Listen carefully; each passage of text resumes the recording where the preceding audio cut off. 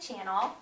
If you guys haven't been here before, my name is Hannah and I am a veterinary technician student. This is my channel, just kind of documenting my journey and the messages I want to emphasize in veterinary medicine. If you guys have been here before, welcome back. I have a lot of ideas. I'm going to be trying to upload a video at least once a week. Stay tuned. I have a lot of great ideas, and as always, if you guys ever have anything you want to see from me or have any questions or anything you want to hear me talk about, just go ahead and comment it. I'm down below. But today I had a really fun idea. I've had it for a while. Some of the common misconceptions about being a veterinary technician or working in the veterinary field. So today we're going to be talking about 10 of those.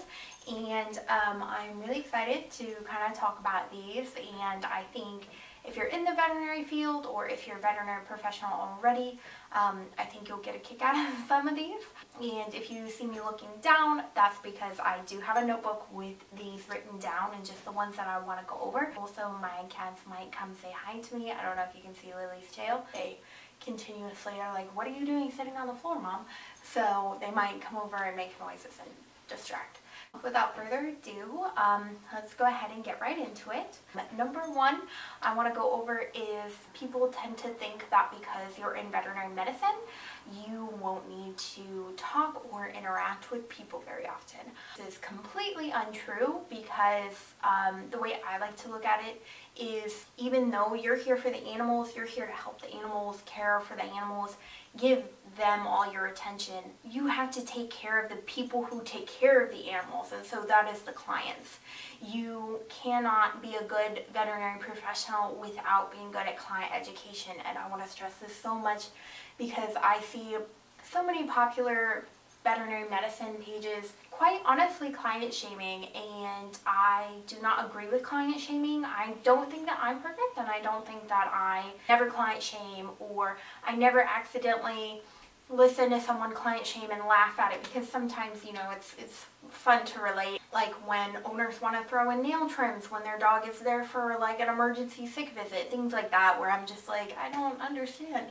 Overall, I don't believe in client shaming, and so much of what we have to do is educating the client, because we are not the ones who see the animal every day, and we're not the ones taking care of the animal every day. We are just there to do annual follow-ups, or if you work in an emergency practice, you're just there to, you know, be there for them for their emergency work. You're not there every single day for them, and the people who are the clients. And so trying to do what you can to educate the clients on preventative care and the importance of doing things like brushing teeth and oral health and preventative health, all of those are really where you're going to make a big effect on the animal. And those are the big things that you'll see really successful veterinary professionals do. The second one that I wanted to go over is that veterinary technicians or veterinary nurses are not considered nurses.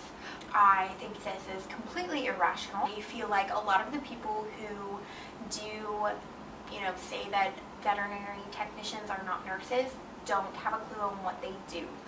I know that I personally have never been a nurse, a human nurse, and I've never worked in the human medical field, so I'm not saying I know what they go through and I know what they do, but I do know what veterinary technicians do. I'm not a licensed technician, but I did practice in California as a veterinary tech assistant for a couple of years, and the laws are looser there as far as what a tech assistant and what a veterinary technician can do. Despite a couple of things, I was pretty much practicing with the same duties as a veterinary technician, and I am 3/4 of the way through school currently.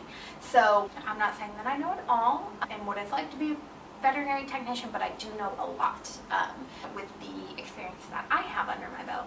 With all that being said, I do think that all of the like BSN and RN accounts and even like PA accounts that I follow on Instagram and the people that I know are nurses or work in the human medical field, I can say that I relate a lot with them, and I think a lot of the things are the same as far as the way you feel underappreciated, and the way you feel overworked, and the way you feel burnout, and the way you get treated by clients or patients. That's why I hate when people say that veterinary technicians or veterinary nurses aren't equivalent or don't deserve the same value as human nurses, because we are literally there to get animals back to health. And the crazy thing is that we can't communicate with our patients. We can't be like, where does it hurt? Or what's upsetting you? Or why don't you want to eat? Is it because you're in pain, or is it because you're nauseous? What's going on? We can't ask that. We have to use things like body language, patient history, asking the clients how the pet acts at home and what their normal is, because everybody's different and every animal is different. And so I think there's a unique set of difficulties that comes with working with animal patients as opposed to human patients. And I'm not saying they're the same, but I am saying that veterinary technicians deserve to be called veterinary nurses. And our job description has a lot of things which a human nurse. Number 3 is that, and you guys are going to love this one, number 3 is that you only get to work with puppies and kittens, or it must be great just to work with puppies and kittens all day and just snuggle animals. This one particularly irritates me because even though I work at a fear-free practice right now, even at the fear-free practice, there's dogs that come in, and if you pet them wrong or if you look at them wrong, they try to bite you. So it is not all puppies and kittens. It is disgusting. The amount of times I get peed on in a week is numerous. And I'm not talking about puppies and kittens peeing on me either. I'm talking about like monitoring anesthesia, and you're recovering the patient and you're carrying it back to the kennel and they urinate all over you, or they defecate all over you, or if an animal gets scared and anal glands on you. Like, the amount of disgusting things that you work with in this practice is awful. Straight out, feces with roundworms and different types of parasites in them. All kinds of different things. Blood, gross water from dental cleanings, there's a lot. So it's definitely not puppies and kittens. There is a lot more that goes into it, and you get a lot of old dogs, you get a lot of aggressive dogs, you get a lot of aggressive cats, because cats are just pissed to be there no matter what. It doesn't matter if they're nice at home, they're always pissed to be at the vet. Not always puppies and kittens, and I'm sure every single veterinary professional watching this can absolutely relate to that. Fourth one I have is that you don't need to know calculations, and that you don't need to know math to be in this field. I feel like that is absolutely wrong, because even though we're not the doctors, which means that we don't prescribe and we don't say, okay, we're going to give this medication. That's not our job. Our job is to give the medication. But our job is also to enable our veterinarians to do the best job that they can. And veterinarians are human as well, and so it is our job to double check the veterinarian when they ask us for doses of certain medications. And so it is your job to double check those medications, and it's not just, oh, this medication sounds right or that amount sounds right. You need to recheck the dose based off of the animal's weight, and to be able to do that, you need to know basic algebra. And it can be confusing. There's things like fluid rates and CRIs that you need to be able to calculate as well, and that can be really hard if you're not good at math. And I'm not saying you need to be a mathematician to be in this field at all. It is more than just science, and there is math built into this, and you do need to have a decent understanding to be able to catch those mistakes. And there has been times where I have caught people who are licensed technicians also drawing up the wrong amount and looking at the chart wrong and drawing up the wrong amount and doing a wrong calculation. And so I have been able to catch that. And so making it so you're decent and you understand these things is just going to make you a better veterinary professional. Number 5 is that veterinary technicians just assist the doctors. And we do assist the doctors, that is true, but there are a lot of things that the veterinarians don't know, and they would be lost without us. For example, I'm not sure if every veterinarian is like this, but Several veterinarians I've worked with do not know how to scale teeth, or they are very uncomfortable doing it because they haven't really done it before at all. And so scaling and polishing the teeth are something that the veterinary technicians are trained to do through school and through other means, or at a general day practice, essentially. Even when I went to a dental specialist to get trained in how to take dental radiographs, polish teeth, and even things like pulling single-rooted teeth, which in the state of California, registered technicians are allowed to do. I went to this training, and even at the dental specialty, the technicians are the ones doing the cleaning, and the technicians are the ones doing the radiographs. And so scaling and polishing teeth is a science that takes a lot of understanding of the teeth and how the teeth are different from any other part in the body. Radiographs, I mean, you have to be able to understand a lot of different things to be able to understand radiographs, how they work, and the dangers of using them.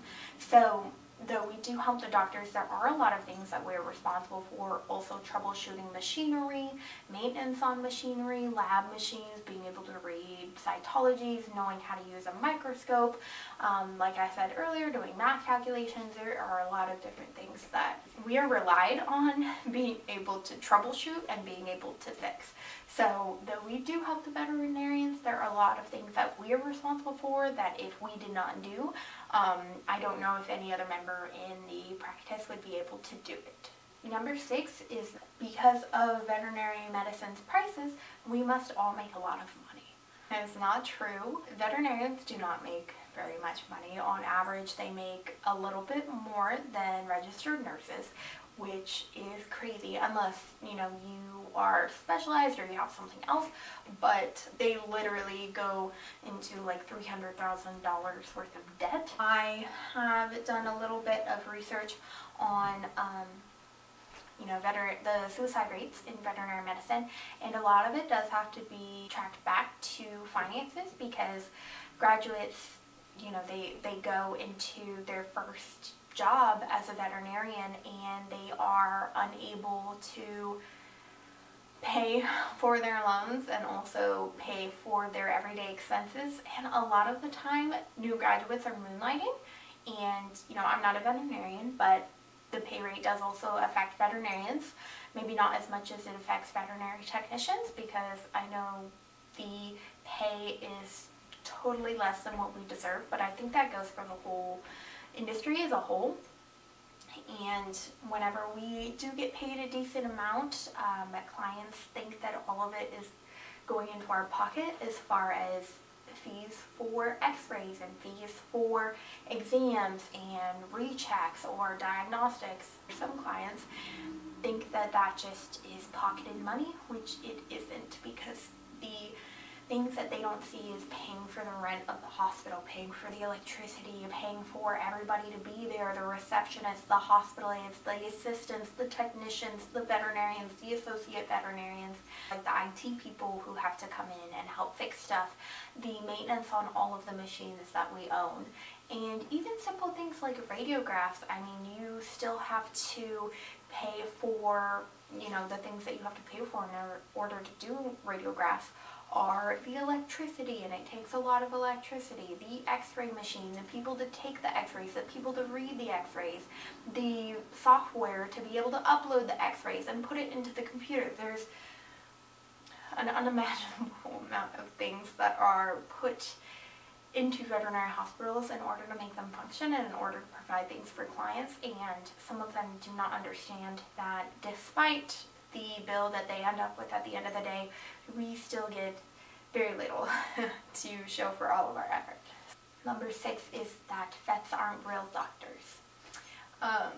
So I particularly dislike this one because, I mean, obviously I'm biased. I work in the veterinary field, so I understand veterinary medicine more than I think somebody in human medicine might, but veterinarians have to do so much because they also go through 8 years of school. They have to do a residency and shadow people, and then once they're out on their own, they have to pay back all these student loans without getting paid the same price as an MD. And they also get really rude clients because the clients in veterinary medicine do not treat people the same in veterinary medicine as they would in human medicine. So I think that ties into it. I also think that it's just a simple misunderstanding of what veterinary medicine is and what we do for the animals. It's not just doing an exam and looking at it and being like, oh, okay, this is the problem. Like, we have to know about feet, we have to know about oral health, we have to know about the ears, we have to know about the eyes, we have to know what's going on internally. They have to, there's even veterinarians who know a lot about reproduction, and, you know, help breeders and things like that. Like, there are specialties in veterinary medicine, but the average doctor, the average veterinarian has to know about all of these different processes. I think that is a little insane how much that veterinarians have to do, and especially like in veterinary medicine, they have to know a lot about different types of species. They have to know all about the different species, and different species have different normals and different values that are typically normal. And even though you might have, you know, small animal medicine, that's still cats and dogs. Like, cats and dogs are very different in so many ways, it's insane. And so the fact that they're not called, or people call them veterinarians like they're not real doctors, is totally inaccurate, because they have to do so much and they have to be able to figure out what's going on with their patients when their patients can't tell them. And also, it can be really difficult if the clients are not giving them enough information, or if the clients aren't being compliant too. That is totally difficult. 8 is that veterinary medicine is easier because you can control your patients because they're animals. I think that this is, I don't even have words for this. I think that the assumption that they're just animals and that you can control them, if somebody makes that statement, they really don't know animals because there are so many different levels of which you have to be able to read an animal in order to get the correct information. And a lot of the time, it's being able to read body language. If you were to believe that you can just move an animal and hold an animal however you need to get a certain procedure done, and I feel like a lot of this is also because people aren't necessarily aware of fear-free things, but I know a lot of clinics still aren't very fear-free, and they still use things like brute restraint, which basically is, yeah, we're going to hold the animal down and get whatever we need to get done. But it is 100% possible to have a non-stressful visit with a difficult patient and still get the things you need done. Number 8 is that our jobs as veterinary technicians isn't hazardous. I don't think people realize, I don't even think some veterinarians realize, I hope a lot of veterinarians realize, but how much veterinary technicians go through to be able to protect the other people around them. My job as a veterinary tech assist when I am holding is to protect the doctor. That is my main job, is to hold the animal still, keep the animal safe if we're doing something like an FNA or a blood draw, keep them still so that they don't harm themselves, but also prevent them from harming whoever is doing treatments. And we're supposed to hold the animal, we're supposed to keep them still and everything, but I don't think many people realize how dangerous that is, because there have been times where I've been holding a completely fine dog and then they just turn and snap. And there have been times where they've almost bitten people's faces, or they've almost bitten people's hands, and there are times where a dog will snap unwarranted, and it's our job, it is my job to hold a dog that may or may not try to bite someone. And you can use a muzzle and put a muzzle on every single dog you see. Like, yeah, you can do that, and a lot of practices do that, is If the dog's not happy wagging its tail walking back, they put a muzzle on it, but that can also make the visits more difficult in the future. So we don't necessarily do that at the place that I work. We give the animal a chance and see how it goes, because the less you push them, the less you make them uncomfortable, the more compliant the patient's going to be. And so, I mean, even when I was working in a place that wasn't as fear-free, I would still be holding animals and all of a sudden turn and try to bite, which might be out of characteristic, but these animals are terrified and they have no idea what's going on, so it's not like I hold it against them. But I feel like a lot of people fail to realize how physically dangerous this job is, where you can be like holding a cat. There was one time I went to get a weight on a cat and somebody closed a drawer, like closed a drawer. It didn't slam it, it wasn't a giant noise, but somebody closed a drawer while I was putting the cat on the scale, and it completely freaked out and bit me, just out of nowhere. And so there's things like that, like you might not appreciate how much damage an animal can do until you have one of them do something like that. And I feel like because we all have a lot of pets and we love pets and we learn to trust them and we learn their body language, and so people might not realize that they're still animals at the end of the day, and they're still capable of inflicting damage, especially when they're scared and they think you're coming after them and trying to hurt them. And they don't know what's going on, and they're in a new environment, and they smell the pheromones of other animals that have been terrified before them, so yeah, they're going to freak out. And I think a lot of people lose sight of that and how important veterinary technicians are, and tech assists as well, for holding animals and restraining them and keeping everybody safe in that situation. Number 9 is that you have to work in a practice in order to be a veterinary technician. And a lot of people do think that you do have to work in a practice or you have to be in a clinical setting, and that's not true. You can work for insurance agencies, you can work for laboratories, you can work for reference laboratories, you can even like write articles about veterinary medicine, even as a veterinary technician. You don't have to be in a clinic setting in order to be a veterinary technician. And so if this is something you love to do, but the practice life is very difficult for you, you are more than welcome to explore other options. And also, just because somebody doesn't work in a clinical setting, that doesn't mean that they're not a talented veterinary technician. I think that there are a lot of different ways you can take this career, and I think every single one of them is valuable. The number 10 is my favorite. I know a lot of people have gotten this. So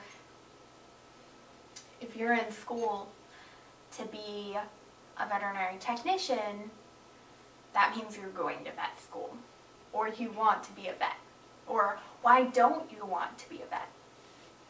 And I will admit that when I first started going to school, I started at an undergraduate program in biology, and I wanted to be a veterinarian. I wanted to be a horse vet.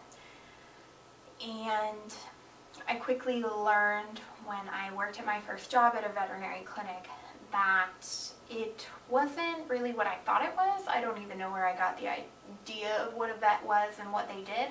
But I thought that they just got to help the animals, and that was really great, and I wanted to be a part of that. But the first clinic I worked at was pretty toxic, and everybody was not very kind to me, and I got bullied, and it wasn't the most professional setting. And so I left that place after a year, and then I got back into veterinary medicine when I moved to a new place, and I knew how to be a receptionist. So I went ahead and started working in this place, and then I realized how passionate the technicians were. And they would teach me, and they were just really there for the animals, and they were so competent and so brave and so just talented at what they did. And so that really inspired me to get back into veterinary medicine in a different way. I think that being a veterinary technician and being a veterinarian are very different. I don't believe that one is better than the other, even though being a veterinarian is higher on the social ladder, essentially. And that I know a lot of technicians that say, I'm just a technician, or I'm just the technician, or I'm just the tech assist, like it's something less, which it truly isn't. I know that we wouldn't be able to practice without being under a veterinarian. Being a veterinary technician is quite literally being the backbone of a clinic, or being a backbone of whatever place you work at. Because being a veterinary technician means that you are carrying out whatever the doctor tells you need to do to make the animal feel better. You're the one drawing the blood, you're the one prepping for the surgery and making sure all the instruments are clean and that the patient is shaved correctly and that the patient is stable under anesthesia. You're the one monitoring the anesthesia. You're the one drawing up the drugs, most likely giving the drugs. You're the one intubating them, maintaining them, recovering them afterwards and making sure they're okay to go home. You're the one educating the client if they have basic questions. You're the one going over preventative things for them. You're the one asking the questions and soaping a patient most of the time. And so I feel like veterinarians are, it's like apples and oranges essentially. Like they're two different things. Like the veterinarians are the ones like, okay, I'm going to do this exam, I'm going to figure out what's going wrong or what's going on with this patient, and then my veterinary technicians are going to carry those things out, or they're going to do all the things I need in order to figure out what's going on with this patient. And so I feel like it's more of a team effort as opposed to we're just the technicians and that all the credit should go to the doctors, because you can have an amazing doctor, but if you don't have amazing veterinary technicians on your team, then things are not going to run smoothly and your patients might not get the best care. And so much of what goes into the caring of a sick patient or the diagnosing of a sick patient is the technician, because also if a veterinarian has 20 patients they have to worry about for the day, they might not have the time to notice the dog pawing at its mouth here for an inappetence thing. Or they might not notice a particular twitch that an animal has going on to find out later on that it's a neurological issue. There are things that a veterinary technician can catch on to because their job is to be there for the patients while the veterinarians are there to fix the patients. And so I feel like a lot of people don't understand what a veterinary technician does, therefore they cannot find the difference between a veterinarian and a veterinary technician, or why somebody would want to be one and not the other. I also think that the veterinarians have to be the people to talk to the clients. There are so many times where I'm like, thank God I did not go to school to be a veterinarian, because I do not want to have that conversation with that client.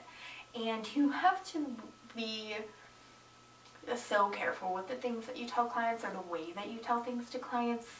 And I am seriously amazed, and I do not envy them for that job, because even human doctors, I do not want to talk to patients or clients about those things.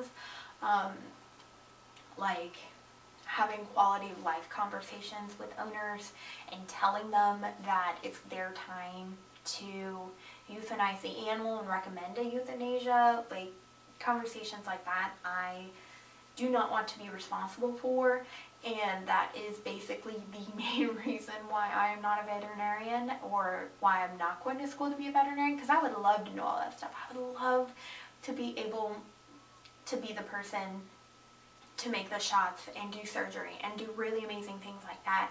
But at the same time, the thing that makes me thrive is physically being able to care for the patients, and I know that I wouldn't be able to do both. And I'm very good for caring for the animals, and I'm good at making them eat when they don't want to eat and nursing them back to health. That is my gift. And though I am very smart, and though I know I probably could go to vet school if I really wanted to, that's not where my passion lies, and that's not where I'm meant to be. I'm meant to be that backbone. I'm meant to help the veterinarian and encourage the veterinarian and give them the tools that they need to be the amazing professionals that they are. And I really want to teach that to other people in veterinary medicine, that it's a team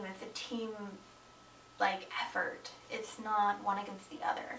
It's every person in the veterinary hospital is there to help the animals.